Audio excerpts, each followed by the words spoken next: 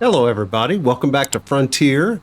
I am just finishing up seeding barley into our brand new field. It's gone very well. I rented the same seeder again. Well, I guess this is a planter. It doesn't really matter. It does everything. Rented the same one again. Used a lot of the seed and fertilizer that we had left over.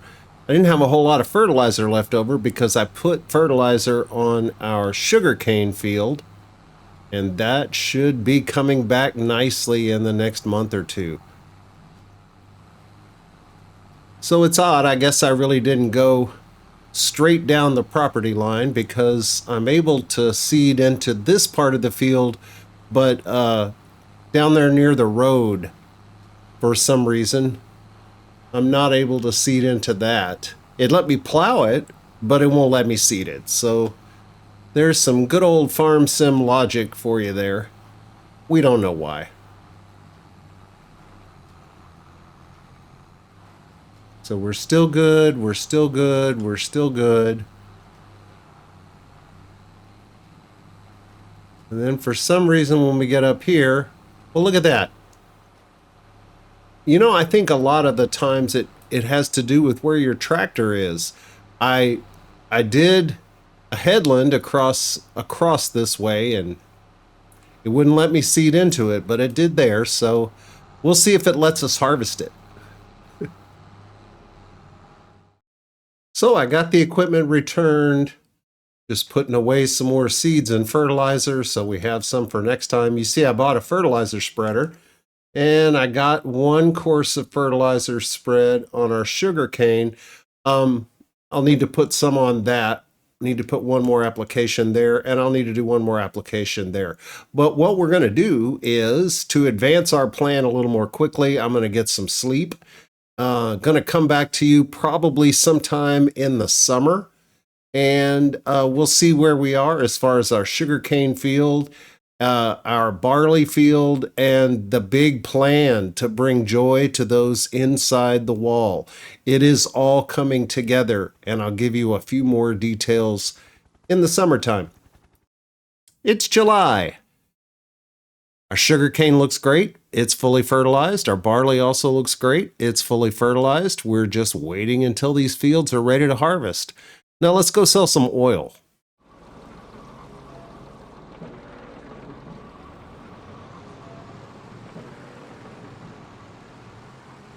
So we got 93,262 liters out of that first well.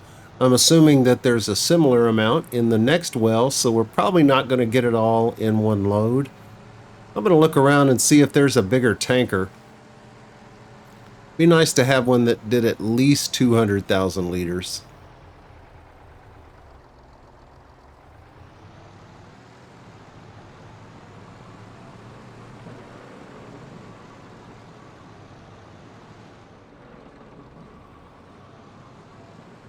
All right, we've got a full tanker. We got about 26,000 liters left in pump number 2. I think I'll probably just leave that there for now. Pump number 3 will be ours soon. But first, we have to set the plan in motion.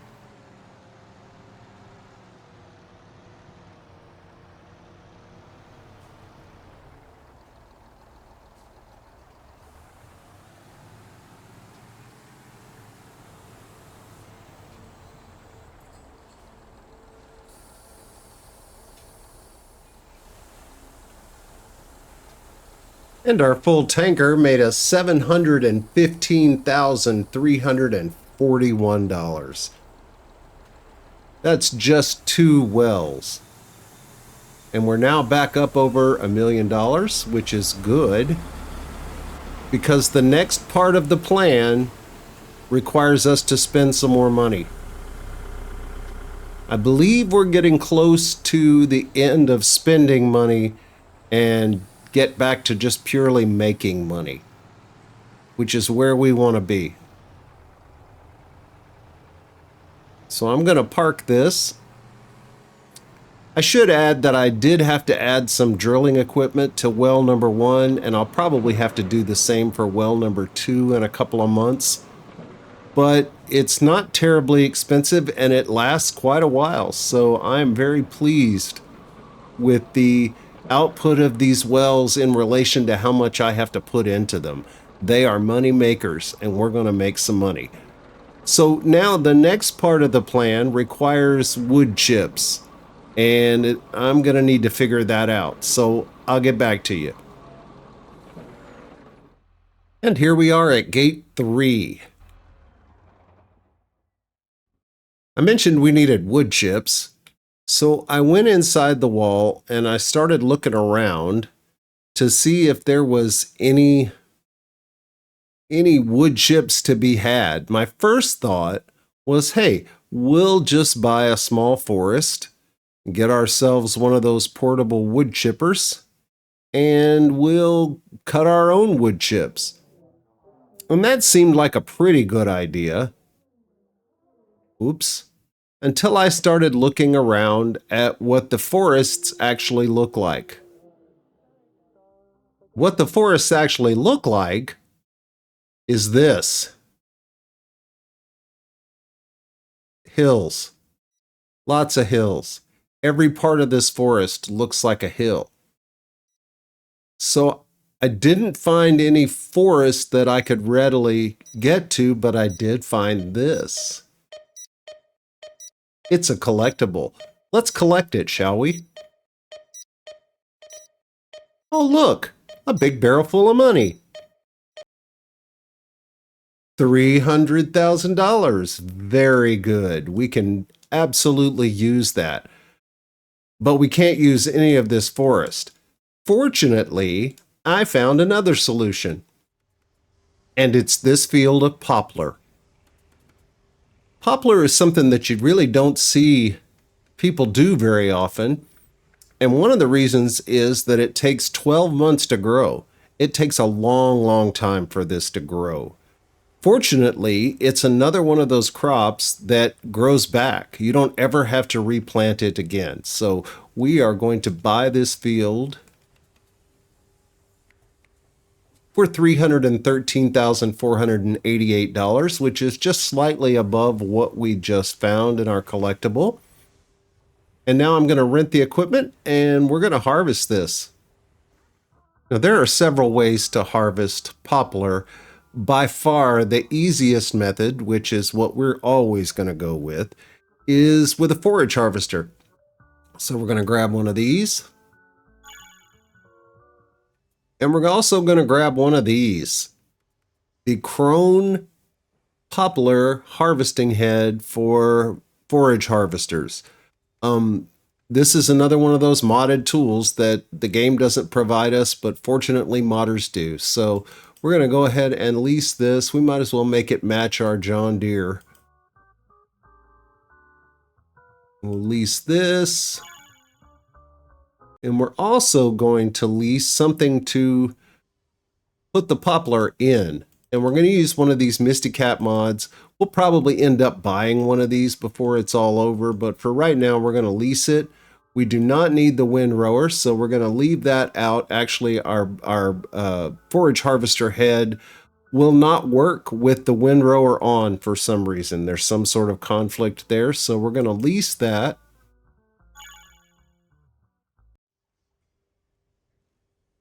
We're going to put it all together and harvest ourselves some poplar.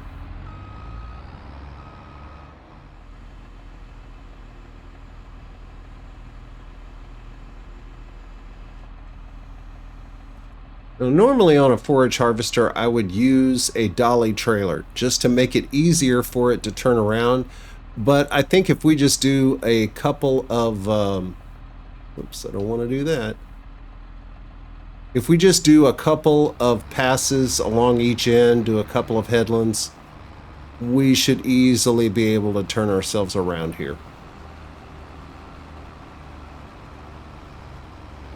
And make sure that we can fit all of this field into our trailer.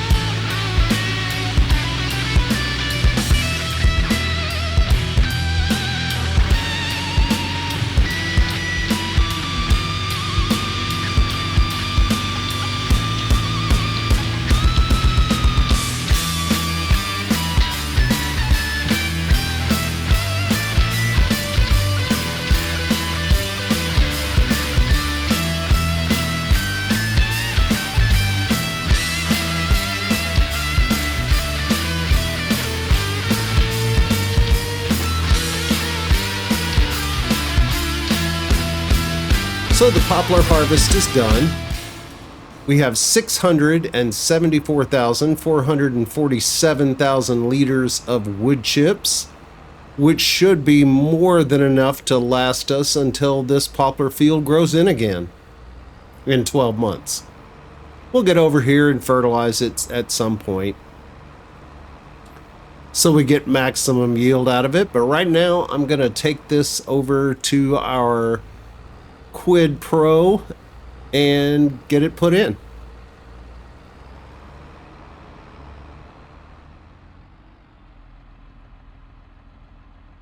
So we're back here at gate 3. I'm going to go ahead and return all of this leased equipment, except of course for the trailer.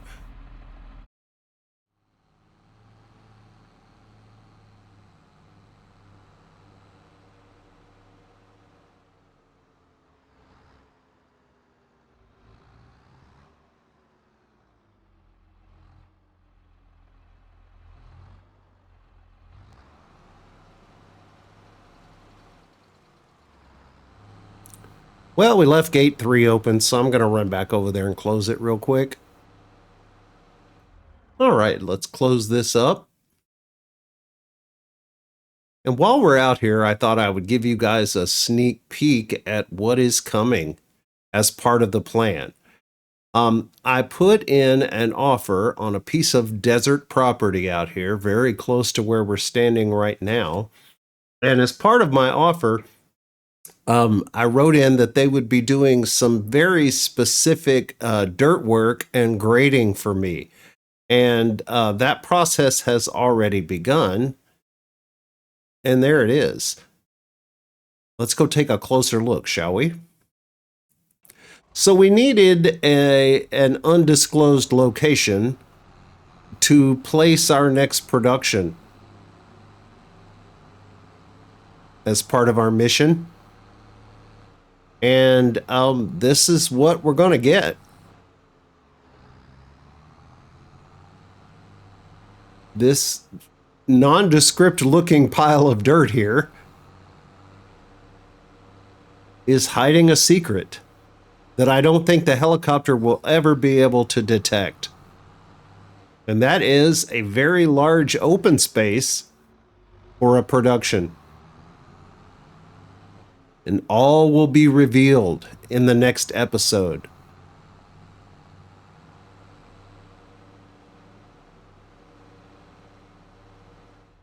So what do you guys think? I think it looks great. No one is ever going to notice.